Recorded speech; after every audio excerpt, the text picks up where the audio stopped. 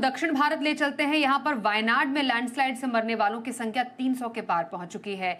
वायनाड में rescue operation लगातार जारी है। मलबे में कई शवों के दबे होने की आशंका है। इस बीच चूर लमाला को मुडकई से जोड़ने के लिए ब्रिज तैयार हो चुका है। राहत कार्य के चौथे दिन सेना ने 4 लोगों को सुरक्षित भी बचा दिया है।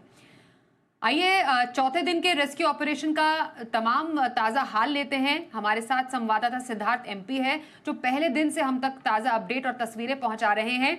सिद्धार्थ, आपसे जानना चाहेंगे पहले दिन और आज की स्थिति, क्या अंतर है? कितना रेस्क्यू ऑपरेशन किया जा चुका है? सेना ने रिकॉर्ड टाइम पर ब्रिज तो बना लिया है, लेकिन मरने वालों की संख्या 300 के पार हो गई है। क्या अभी भी लोगों के बचे होने की आशंका जताई जा रही है? स्वाति, पहले देखिए, ये फ्रॉम द वर्ड गो, जिस दिन ये दुर्घटना घटी हुई है उस दिन से ये एक बहुत डेडली डिजास्टर, और सबको ये पता था, क्योंकि जो वॉल्यूम ऑफ लैंडस्लाइड हुआ है वो बहुत भयंकर है।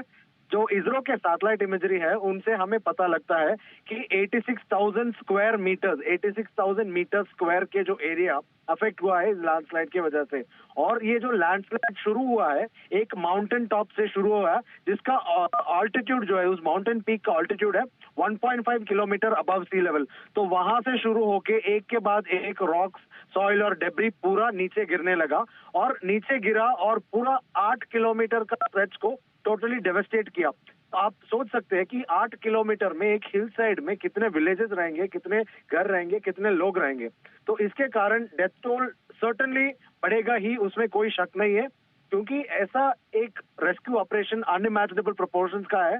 आप बस समझ लो कि ढेर सारे लोकेशंस में आप फिजिकली नहीं जा सकते, ढेर सारे लोकेशंस पे आप व्हीकल्स नहीं ले पाओगे, तो बस फुट सोल्जर्स और डॉग स्क्वाड को लेके सर्च करना पड़ेगा। तो कितने लोग को मोबिलाइज करना पड़ेगा, और जो जितने भी मैन पावर है आपके पास, इक्विपमेंट, हेवी इक्विपमेंट, अर्थ मूवर्स, जेसीबी वगैरह के बिना आप इस एरिया को क्लीन नहीं कर सकते, आप बिल्डिंग्स को ओपन नहीं कर सकते, आप टूटे हुए डेब्री को हटा नहीं सकते।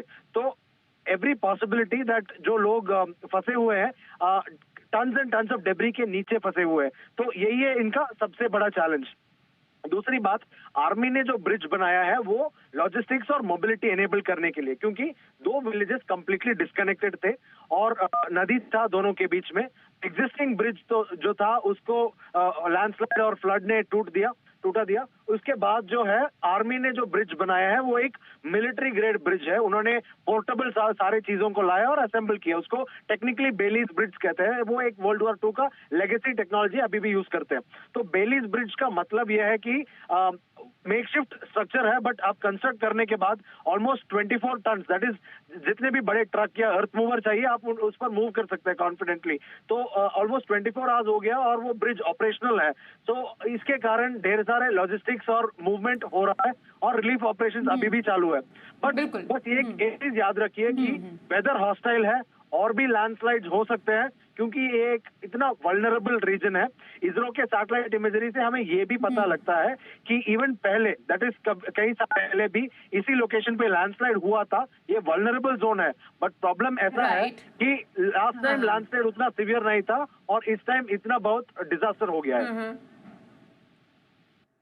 बिल्कुल। तो जो कुदरती आपदा है उसमें तो उसके बाद जो अभी भी जो बारिश हो रही है लगातार, वो अड़चने डाल रही है, लेकिन जो आर्मी की टीम है, जो एनडीआरएफ, एसडीआरएफ है, वो काबिल तारीफ काम कर रही है। वो कोई भी कसर नहीं छोड़ रही है लोगों को बाहर निकालने के लिए। सिद्धार्थ, आपका बहुत धन्यवाद हम करते हैं।